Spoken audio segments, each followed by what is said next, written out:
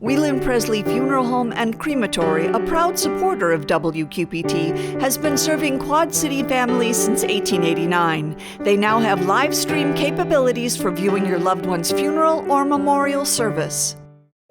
At IHM VCU, we've always been here for you. You are and always will be our top priority. We care about your financial and physical health, and we are here. IHM VCU is a proud supporter of WQPT. A humanitarian effort. One group's work to bring Afghan refugees to a safe home nearby. And Bucktown is finally hitting the stage for a new season of laughs and music in the cities.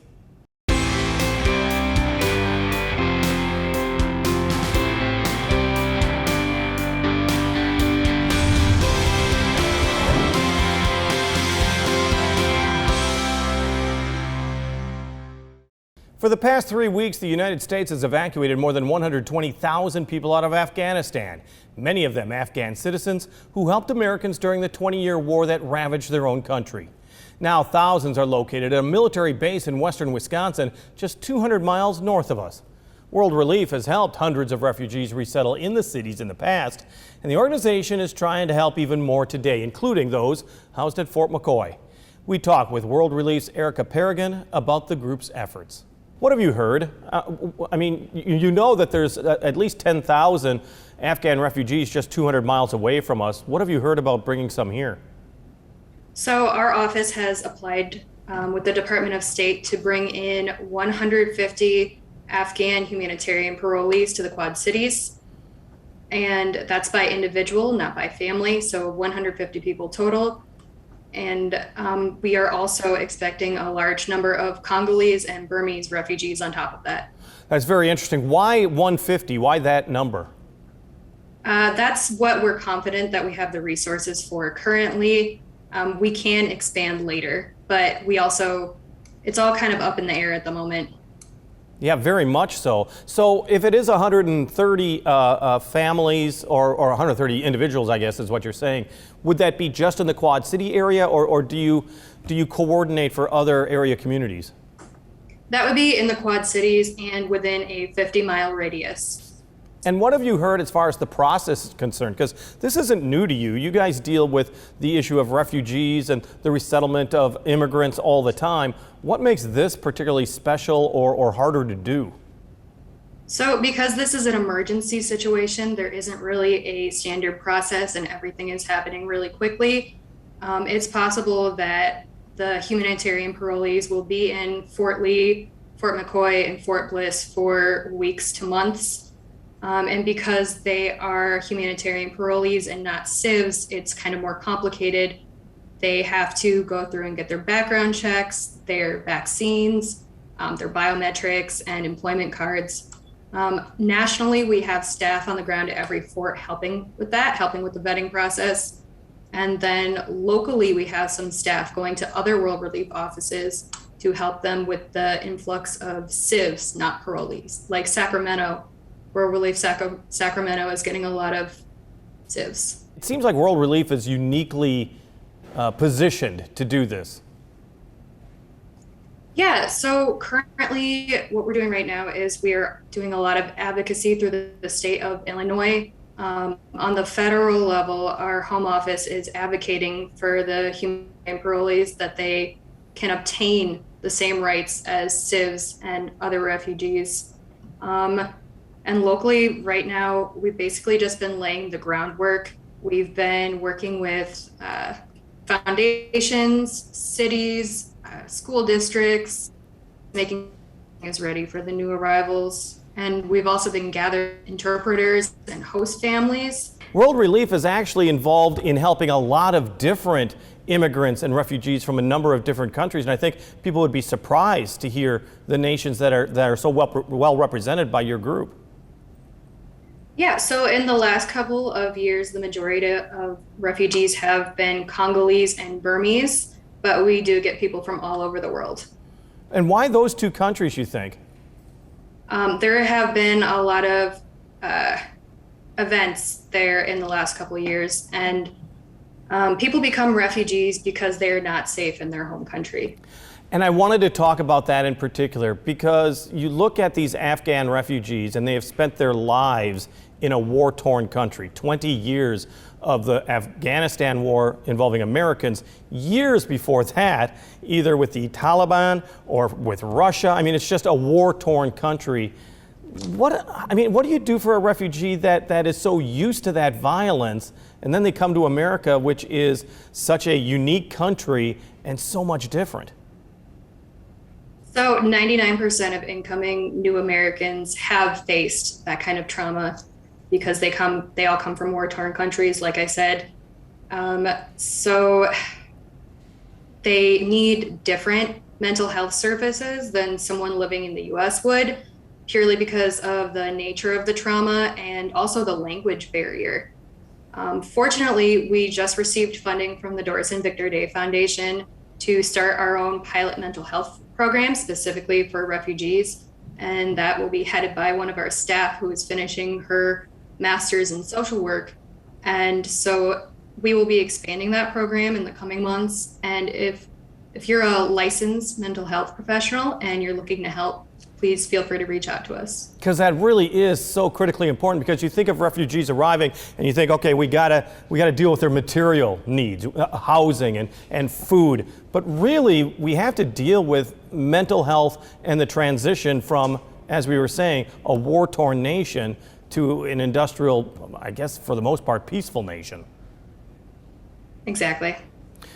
Let me ask you about that other part, and that is the needs that World Relief has for these refugees. What do you hope to collect as well from the public? So right now, of course, we're always seeking household item donations. We've had some really generous monetary donations that have been earmarked for helping incoming Afghans. The biggest need right now is housing. So we're looking for, within a 50-mile radius on either side of the river, landlords who know anything open to rental, apartments. It could even be hotels. Well, and let's be honest, I mean, there is a bit of a housing crunch in the Quad Cities. It makes it even more difficult if you're bringing refugees here. Yeah, especially because everything is happening so fast and we don't really know anything yet. The last time I talked to World Relief was early in the year with the new Biden administration and the possibility of easing on numbers of immigrants coming into the U.S.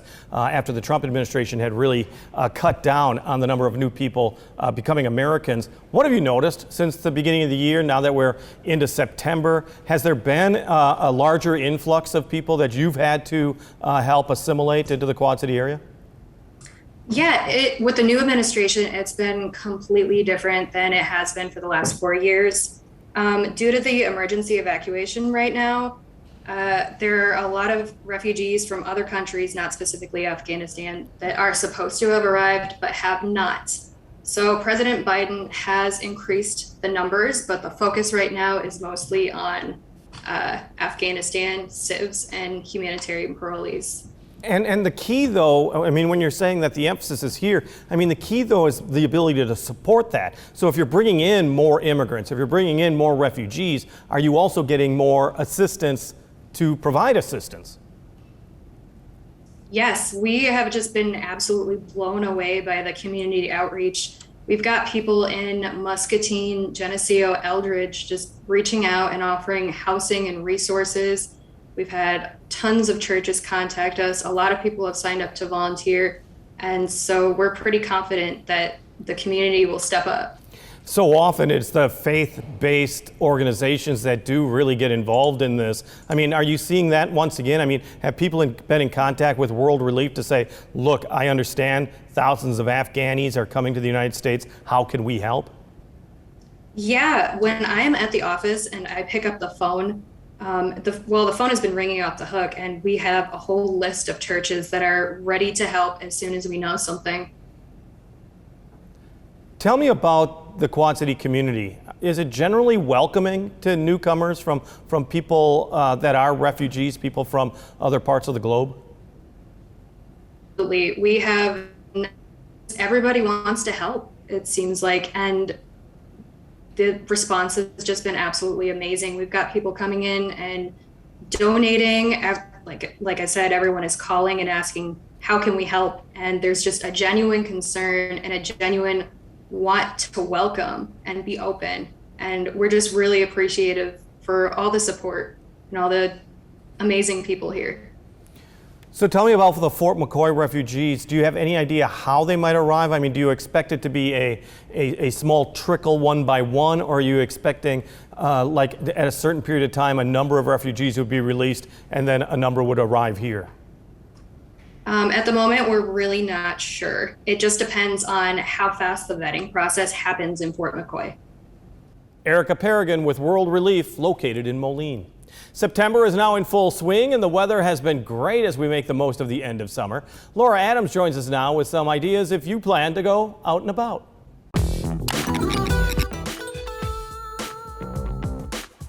This is Out and About for September 9th through 16th. The Beaux Arts 68th Fall Art Fair takes place at the Figge Art Museum the 11th and 12th, and it's time for Taming of the Slough starting at Sylvan Slough. Registration required for the September 12th event.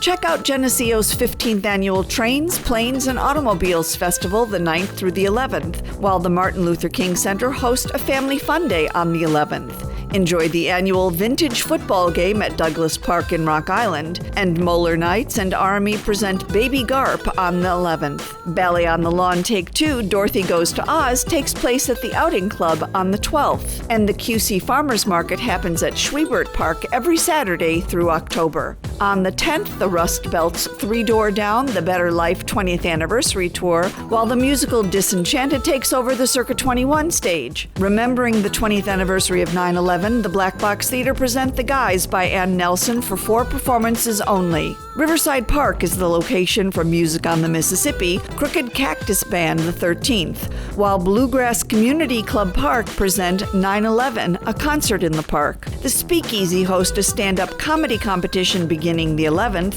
with more comedy at the show My Name Is Not Mom at the Adler Theater on the 12th. For more information, visit wqpt.org. Thank you, Laura. In a moment, we talk with one of the heavyweights of the Bucktown Revue, the group known locally for their traditional Heart of America music.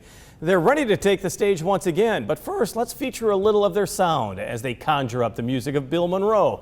Here's the Bucktown Revue and Real Foot Reel.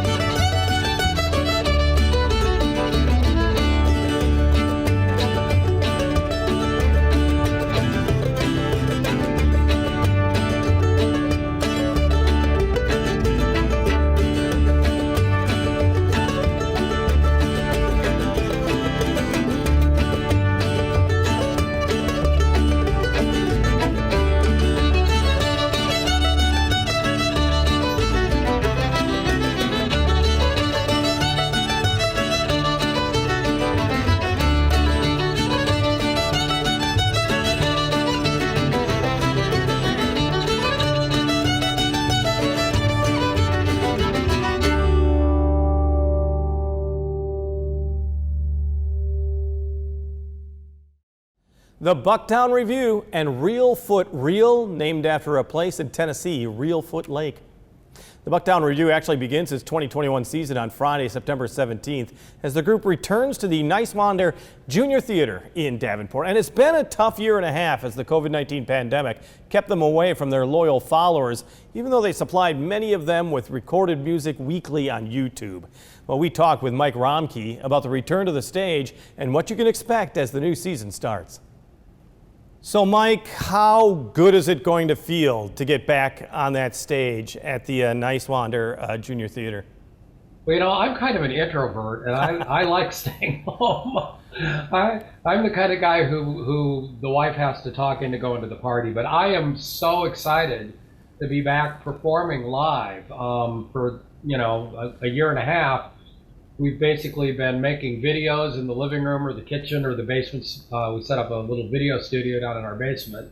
And that's been interesting and fun, but you really miss the interactivity with the audience. And, so many of those people are like family to us. Yes. And you show up at the theater and Gary Snyder's there, you talk to him, or, Bill Clutho, or it's a different thing.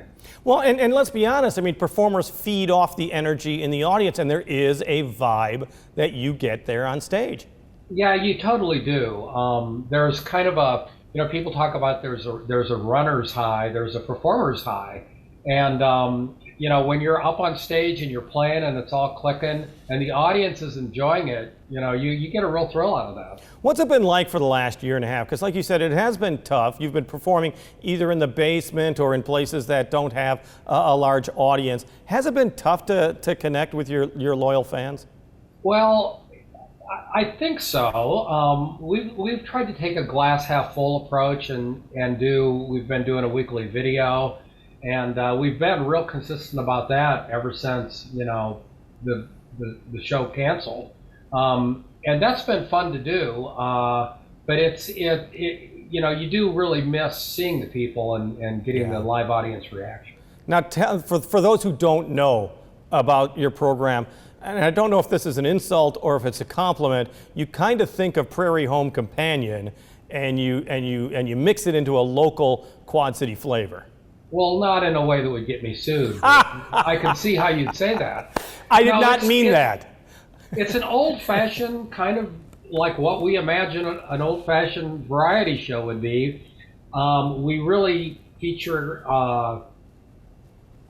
roots music, Americana music prominently. We do our guests or the tunes we play tend to be bluegrass or folk music or Irish music or anything that you can do with an acoustic instrument. And we're not really trying to keep the tradition alive, but in a way we are. I mean, we're really trying to celebrate it and celebrate kind of what's best out of the whole melting pot that's America and American music.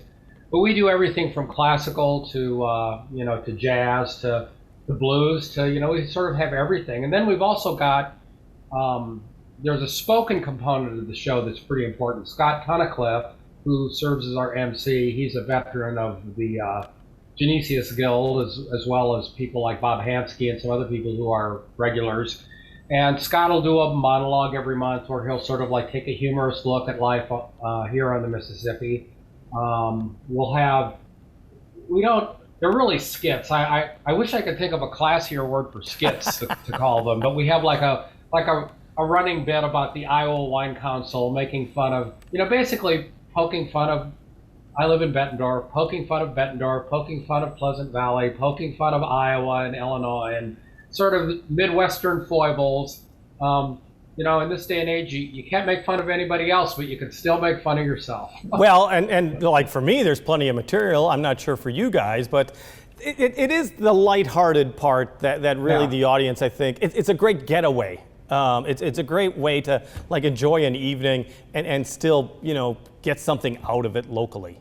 Well, our marketing handle is, we try to use is 2 hours of happiness. And we really like to keep it positive. I mean, it doesn't always work out, but we do try to keep the sunny side up, and we have a sing along at the end of the show, and I mean the audience just really likes it. It's kind of like going and hanging out at your friend's house and having a good time. Yeah, absolutely. And now you're doing something a little bit different this year as far as the ticketing is concerned.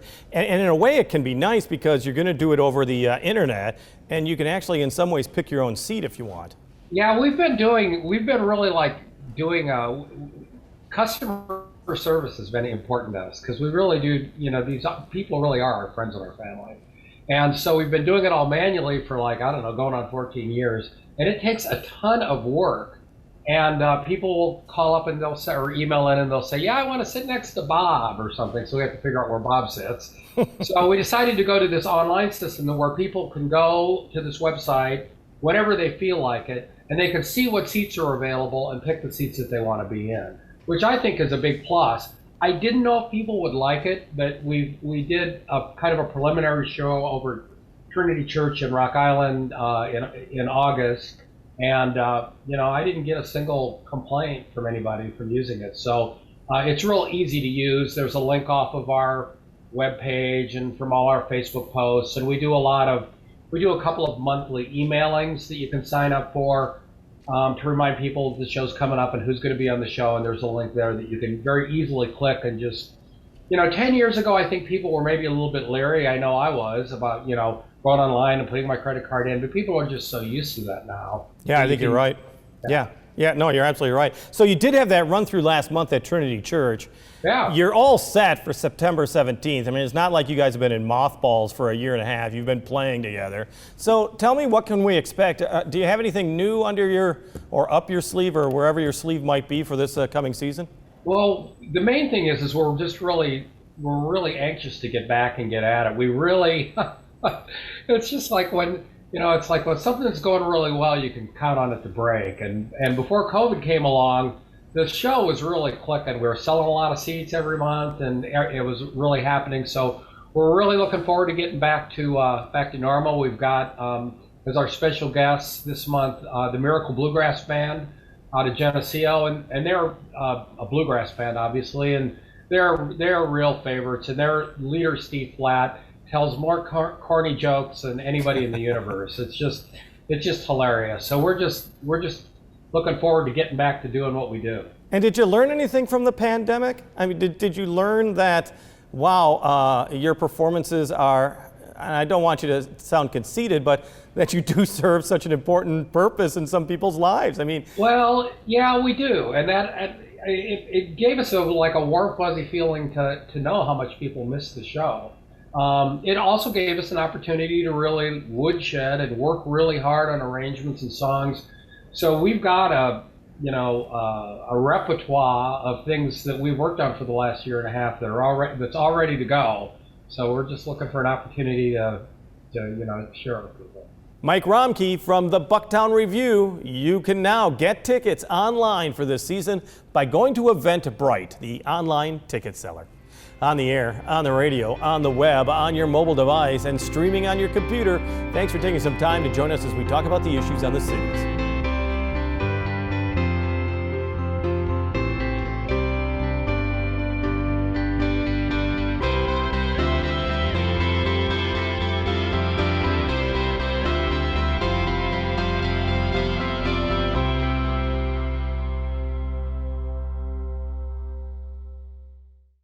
Whelan Presley Funeral Home and Crematory, a proud supporter of WQPT, has been serving Quad City families since 1889. They now have live stream capabilities for viewing your loved one's funeral or memorial service.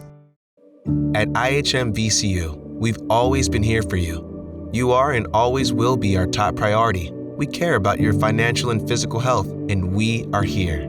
IHM VCU is a proud supporter of WQPT.